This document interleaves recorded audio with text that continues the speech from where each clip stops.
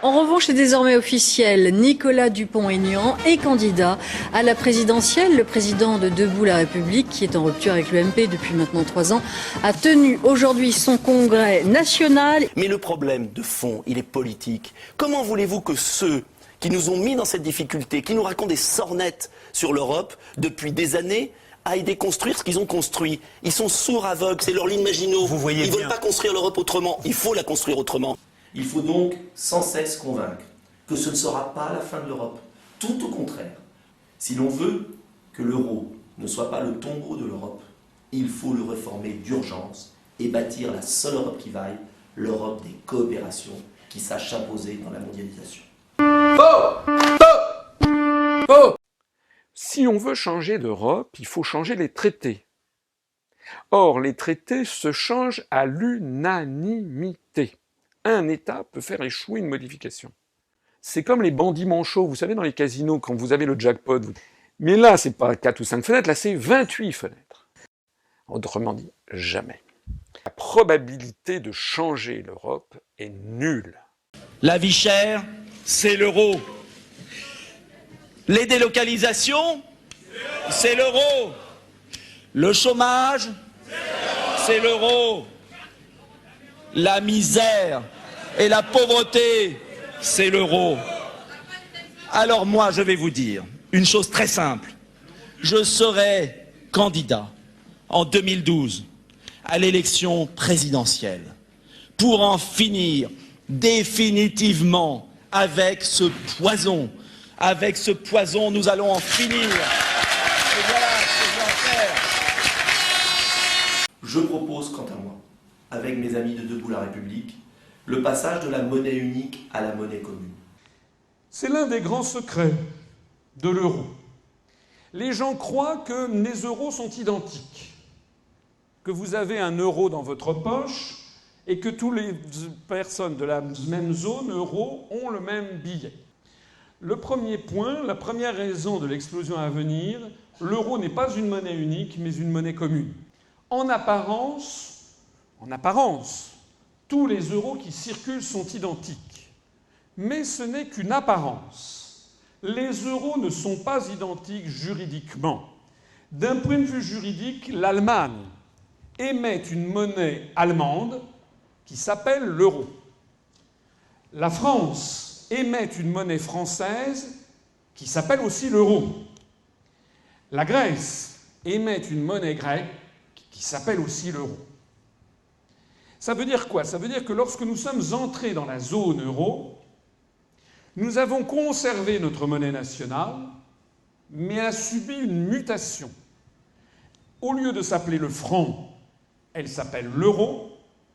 Désormais, elle est échangée au taux de 1 pour 1 avec les pays qui ont fait le même processus. L'Allemagne a changé le marque contre l'euro. La Grèce a enlevé la drachme, l'a remplacée par l'euro. Et donc, il y a une convention qui fait que 1 euro en France égale 1 euro en Allemagne égale 1 euro en Grèce. Et enfin, comme nous appartenons à l'Union européenne où il y a libre circulation des mouvements de capitaux, il n'y a aucune limitation à ce change. Si vous avez 10 000 euros sur votre compte courant à Samoin ou à Verchex ou à Annecy, vous pouvez ouvrir demain un compte à Düsseldorf, à la Dresdner Bank, et transférer vos 10 000 euros dans ce compte à la Dresdner Bank de Düsseldorf. Si vous en avez 100 000, vous pouvez transférer vos 100 000 euros. Si vous en avez 10 millions, vous pouvez transférer vos 10 millions d'euros. Et ce faisant, l'argent que vous avez actuellement dans votre compte, qui est une créance, d'un point de vue juridique, qui est une créance sur la Banque de France, va devenir une créance sur la Bundesbank.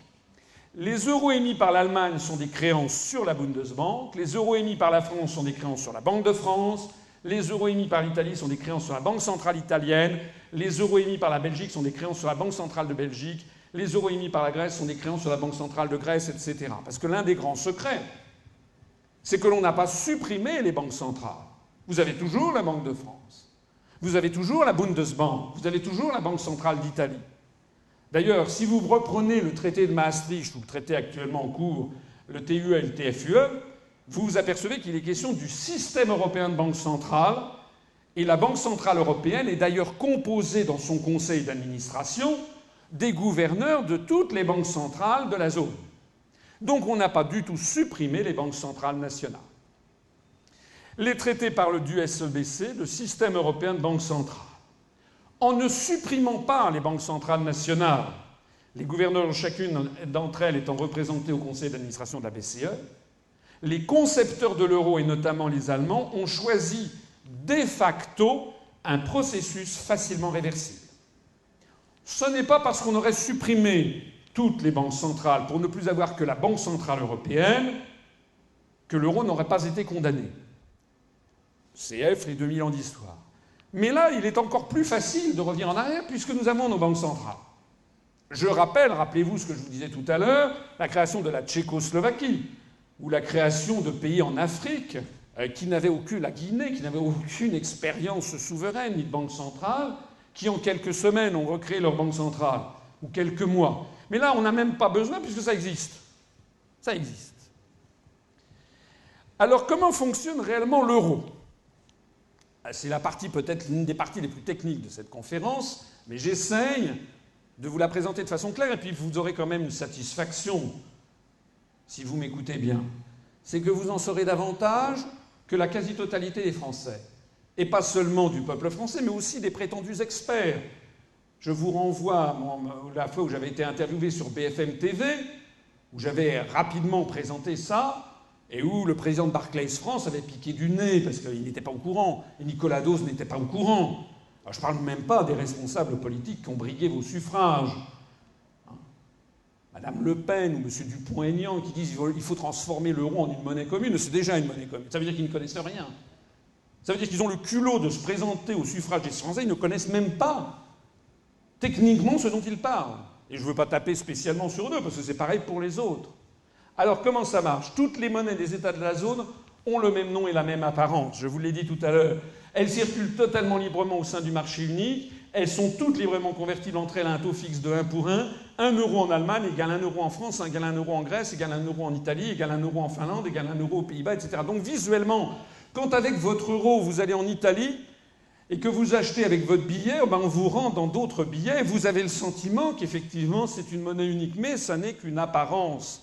En termes techniques, il s'agit d'un PEG, comme on dit, d'un lien de 1 pour 1, que tous les États de la zone se sont engagés à respecter pour toujours et de façon illimitée. L'enseignement, l'euro n'est pas une monnaie unique, c'est une monnaie commune.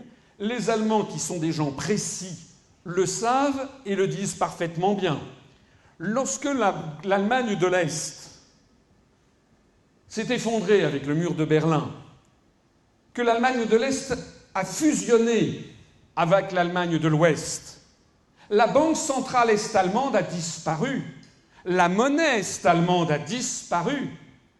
Et les Allemands ont dit en allemand « die einheitliche Währung ». Die Währung, ça veut dire la monnaie en allemand. Einheitliche, ça veut dire unique. Die einheitliche Währung. En revanche, la monnaie, ici c'est le Parlement européen, j'ai montré ces photos parce que vous voyez que là c'est tout un peuple qui se retrouve. Vous vous rappelez la chute du mur de Berlin ? Il y avait des millions de personnes qui célébraient la réunification de tout un peuple. Ici, c'est une vue du Parlement européen. Je ne sais pas si vous êtes déjà allé au Parlement européen, il n'y a personne. On se croirait dans un film de Jacques Tati. On voit de temps en temps égaré un club du troisième âge de Carpentras auquel on fait montrer les miracles de l'Europe. Et on a un petit babil qui dure 15 secondes, et puis les gens repartent, et puis après ça retombe dans un silence pesant. Il n'y a pas de peuple européen. Et là, les Allemands disent « de gemeinsame Währung », ça veut dire la monnaie commune. Jamais vous n'entendrez des Allemands parler de monnaie unique lorsqu'ils parlent de l'euro. Alors les conséquences sont colossales. Les voici. Dans le système antérieur des monnaies nationales, on va prendre un exemple pour que vous compreniez bien. Vous avez un Allemand qui s'appelle M. Goethe et qui a un compte à la banque, dans une banque commerciale en Allemagne, mettons la Dresdner Bank ou la Commerzbank. Et cette monnaie est adossée à la Banque centrale nationale, la Bundesbank.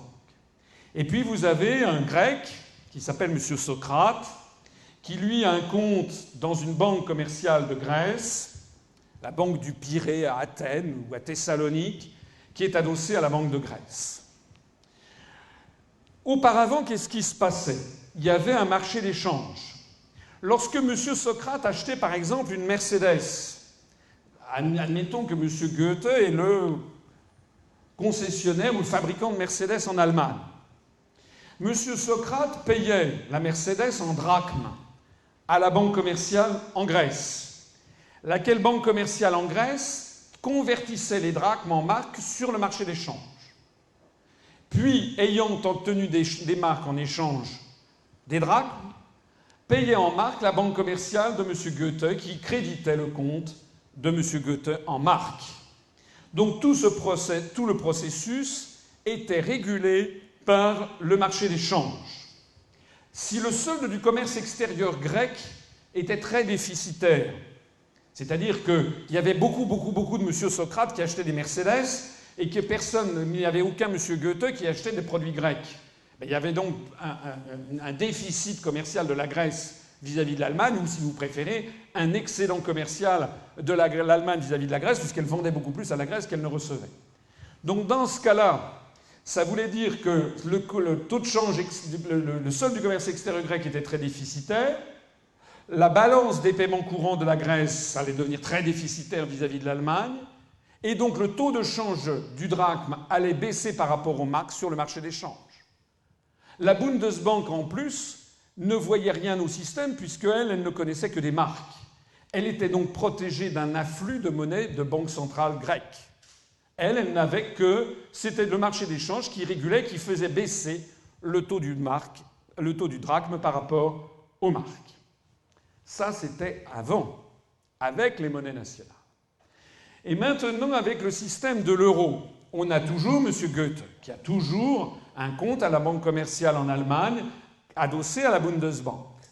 On a toujours M. Socrate, qui a toujours un compte à la banque commerciale en Grèce, adossé à la Banque de Grèce. Et on a toujours M. Socrate, qui veut acheter une Mercedes. Mais cette fois-ci, au lieu de payer en drachmes, il paye en euros. Et cette fois-ci, puisque l'euro est une monnaie commune qui se change de façon illimitée au taux de change de 1 pour 1, eh bien, il n'y a plus de marché d'échange et la banque commerciale en Grèce ne passe plus par un marché d'échange qui n'existe plus. Elle envoie directement les euros à la banque commerciale en Allemagne. Mais les euros qui sont ici sont des euros qui sont des créances sur la Banque de Grèce. Ce sont donc des créances sur la Banque de Grèce qui sont envoyées directement en Allemagne. La banque commerciale en Allemagne, recevant ces euros en créances grecques, va créditer M. Goethe des euros au taux de 1 pour 1, mais M. Goethe ayant un compte en Allemagne, les euros en question deviennent des créances sur la Bundesbank allemande. Et donc la conséquence tout à fait nouvelle, qui est la conséquence de l'absence de marché d'échange et de ce système de taux de change de 1 pour 1, c'est que la banque commerciale en Allemagne va demander de la liquidité en euros créances allemandes à la Bundesbank pour justement créditer en euros créances la Bundesbank de M. Goethe. Et donc, qu'est-ce qui va se passer au bout du compte? Il va se passer que la Bundesbank va en fait être celle qui va prendre le risque qui autrefois était traité par le marché d'échange. La Bundesbank va savoir s'accroître ce qu'on appelle la base monétaire et son bilan de créances qui sont des créances sur la Banque de Grèce. Vous vous rappelez, dans le schéma précédent, la Bundesbank ne voyait rien. Elle ne traitait que des marques. Là, elle voit apparaître des créances qui sont des créances pourries sur la Banque de Grèce. Le déficit du commerce extérieur grec, quant à lui, n'est plus du tout sanctionné.